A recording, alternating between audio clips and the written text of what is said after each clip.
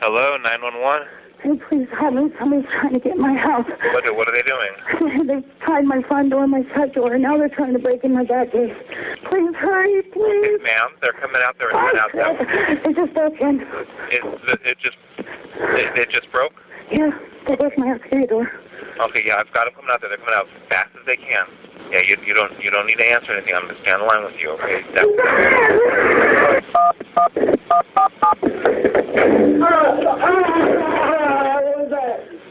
From a frightening encounter with a home intruder to someone who was home alone and had a terrifying encounter with someone incredibly dangerous, here are 8 scary home intruder experiences. I've written about this before, but it may have been under a different username. September 1998. I am a 22-year-old mom, at home on the computer in the front room while my kid napped in the adjoining room. Front door swings open, and a Hispanic guy around 5'6" and 180 walks in. I wasn't initially alarmed, as we had a Hispanic family move in a few doors up the street recently, and I figured he was in the wrong place. I tell him calmly he is looking for the other house. He gives no inclination of understanding. I more forcefully tell him, and again nothing. At this point, I am getting alarmed. I am tiny, 5'3", 90 pounds at the time, and the room is a simple office, not a lot of weapons. The third time, I yell for him to get out. My biggest fear is waking the kid who hasn't been sleeping long. For some reason, I looked at the kid's closed door when I yelled, and the intruder followed my gaze. Then he took a step towards my kid's room. In that moment, I knew I would die before I would let him through that door. A quick survey of my surroundings reminded me I had scissors in my pencil cup on the desk. I buried those scissors so far into his abdomen, I cut my own hand on the handle. Then I jerked them towards me as hard as I could. Blood went everywhere. His eyes got huge, and then he ran back out the door. The police followed the blood trail for several blocks, but assumed he was picked up when the trail stopped. They sent an officer to every hospital in the area, but he never went for treatment. I had to have HIV tests for 2 years since our blood mingled. No idea what happened to him, but he lost a lot of blood. To this day, I lock my door even if I'm just going to the car. My kid still rolls his eyes when I tell him I would hurt someone intending to do him harm. I was home alone on a Saturday night, and my roommate had left for the weekend. We often left the side door unlocked for friends who would go downstairs and crash on the couch. I would frequently hear, "It's blank," as they would come in. So I'm laying in bed in my birthday suit reading a book at 2 in the morning, and I hear the screen door open. My dog perks up at the noise. He's a 110-pound Shepherd Newfie mix that looks like a wolf. He lets out a little boof. Leaning forward in bed, I can see the doorway. I look and see the doorknob turning. "Hello," I shout, thinking it was a friend. It was not a friend. A strange man's head poked through the door. We make eye contact. He has this weird look on his face as he proceeds into the landing. Wrong house," I screamed, thinking he was just in the wrong home. When I screamed, my dog got up and went to my bedroom doorway. The guy stopped in his tracks. My dog's hackles raised, and he started snarling. I was even scared by him a bit. The guy stopped when he saw my dog and started backing up. "Get the fuck out of my house," I screamed. My dog jumped. The guy fell backwards into the door, and my dog grabbed him by the leg and shook him like a rag doll. I stopped caring about being naked at this point.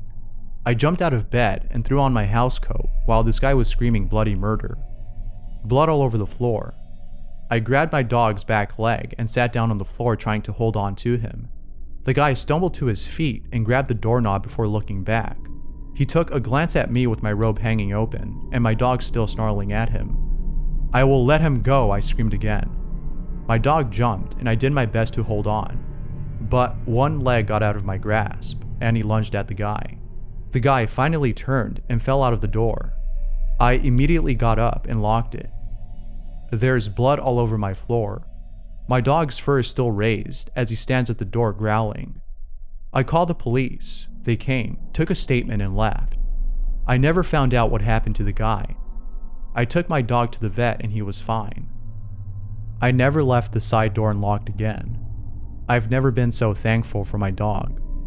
Here's Baxter, the hero.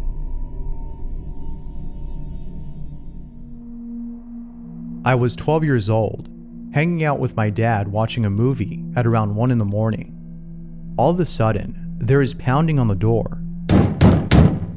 My dad gets up and twists the knob.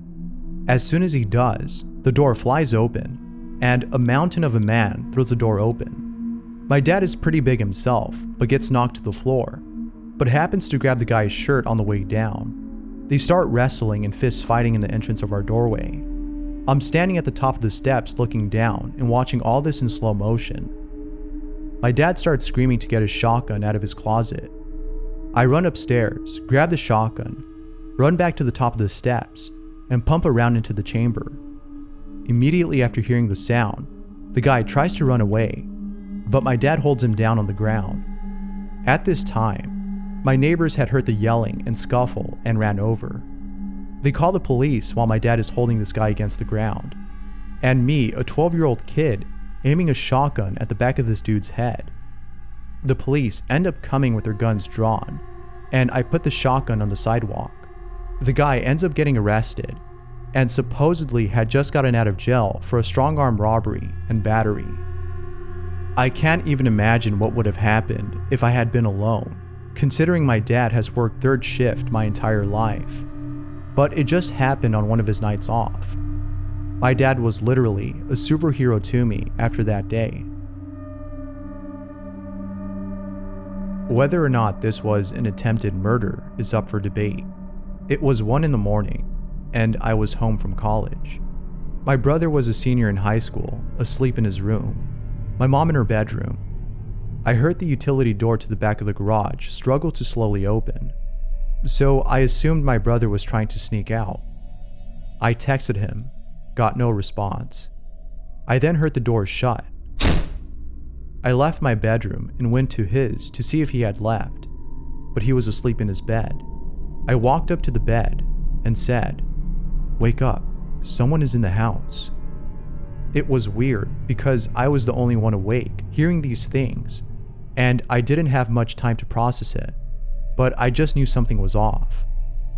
Then I went to my mom's bedroom and said, "Wake up, someone is in the house. Call the neighbors and 911. She freaked out, of course, and called. I grabbed a baseball bat I kept by my bed and went downstairs alone. Stupid as hell, but adrenaline, I guess. I walked through our big house in the dark, alone, and heard tripping or shuffling coming from the room that leads to the garage. I was hitting the walls and doors, yelling, "Who is there?" as I got closer, in hopes of scaring whoever it was away. Once I was about 6 to 10 feet from the room, I slammed the bat on the door to the room and yelled again for the person to leave. I heard a crash and the outside door slam. I flipped on the light and no one was there. I went back upstairs to my mom and brother. The police were on their way. When they arrived, they brought dogs and also found prying marks on the outside door. A couple blocks down the road, my addict schizophrenic dad was arrested, leaving the direction of our house and intoxicated. He has always owned weapons and has left threatening messages for us before, but never anything like that. I have no proof it was him and no proof he was coming to kill or hurt us. But I had a gut feeling immediately something very dark was in that house. I was 21 and in college. I lived in a house of girls, but only one was there that night, and her boyfriend was staying over. Middle of the night, I hear footsteps and wake up. I figured it was my housemate or her boyfriend, so I'm just laying there, and my bedroom door opens. I see a huge man standing in the doorway, using a lighter to see in the dark. I sit up in bed and couldn't believe this was really happening. In my head, I was just trying to figure out if I was dreaming or not. We just sit there staring at each other for a good 10 seconds. I finally realize it's real and say to him, "What do you want? Get out of my house." I'm still surprised I didn't scream or freak out. and he just shuts the door to my room. My heart is racing at this point. I hear him open my roommate's door, and then it closes too. I hear him go back downstairs. 2 seconds later, the boyfriend bursts into my room and is like, "Someone is in the house." I say I know and then grab my cell and call 911. The cops come and arrest the guy. Why he didn't bolt, I don't know. They found him sitting in our basement. Anyways, the police phoned me the next morning and told me the guy was a sex offender who was out on probation. He then went straight back to jail. 4 years ago, I got into an argument at a party that escalated into a minor fight. The other guy was an old friend who had recently moved back to town after living elsewhere for a decade. After the scuffle, we made up, hung out for another hour or so, and I walked him most of the way to his house. Mine was only 3 blocks away from his. Woke up in a dead panic a couple hours later to the sound of glass breaking. Someone was battering my garage door, trying to get through, and not being quiet about it. I called 911, explained my situation, and posted up next to my living room door with a baseball bat. I left the phone on the ground, still on the line with emergency. The intruder made it through the last door, and I attacked with a bat. Connected about 5 or 6 solid hits to the head and 1 to the ribs before the intruder collapsed. Turned on the light, and I recognized this person. It's the wife of the guy I fought with the evening before. She had a weapon on her too. Police came, ambulance took her away, and everyone left after a few hours. It was awful. She admitted to trying to attack me in my sleep to the police. I declined to press charges after speaking with her husband, so long as she got adequate psychological help.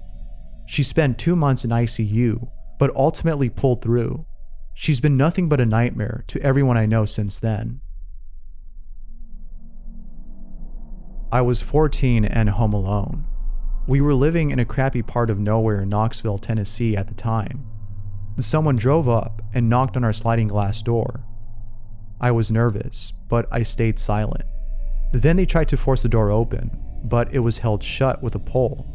So they gave up and drove away. I figured that was the end of it. Shortly thereafter, they came back. I heard the sound of someone pressing against the exterior wall. It was them cutting the phone lines to our security system and the alarm speaker. By then, I was on the phone with 911, informing them what was happening. Heavy thudding started to come from the front door as someone bashed it in, breaking the dead bolt. I was terrified and pleaded with 911 to please get someone out here right away. Whoever it was must have heard me talking on the phone because they immediately left, although the front door was broken and wide open. It took the cops another 20 minutes to arrive. The person who broke in the door must have cut himself doing it because our porch had droplets of blood on it. My dad screamed at me for not getting a license plate number while I cried. The people who broke in were never caught, and I've never felt safe anywhere since. I had nightmares for a long time. There was a guy hanging around my apartment complex for at least 5 hours, claiming to have been waiting for someone. At night, my husband went out to walk our dog, and I was in the bathroom. He realized he didn't lock the door, and remembered that guy. Turned back after only a minute, and found the guy in the process of opening our door. My husband is 6'4", and my dog is a 65-pound bull terrier. My husband started yelling, but what I saw scare the shit out of him the most was my dog trying to take him down. Never saw that guy again. Thanks for watching. If you've had any scary home invasion experiences, let me know down below in the comments. Thanks, and until next time.